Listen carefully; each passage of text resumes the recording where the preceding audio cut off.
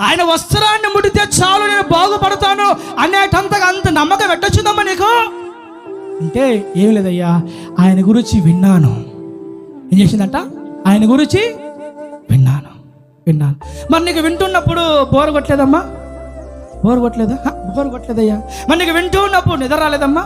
నాకు నిద్ర రాలేదు. మరి నీకు వింటూ ఉన్నప్పుడు నీకు సెల్ ఫోన్ నొక్కుంటున్నా అనిపించట్లేదమ్మా? నాకు అలా అనిపించట్లేదు. మరి నీకు వింటూ ఉన్నప్పుడు నీకు పక్క సూపులు చూడాలనిపించట్లేదమ్మా? లేదయ్యా. ఒకటే ధ్యాస, వినాలి.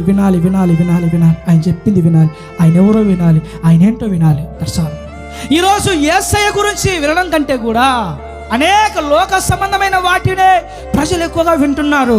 దేవుని శక్తి లేని వాడిగా, దేవుని ప్రభావం లేని కుటుంబాలుగా మన జీవితాలు ఎందుకలా మోడు బారిపోతున్నాయి? ఎందుకలా ఒక శపితమైన అనుభవంలోకి వెళ్ళిపోయామంటే ఆయన గురించిన వినాలన్న వార్త నీ మనసులో లేదు.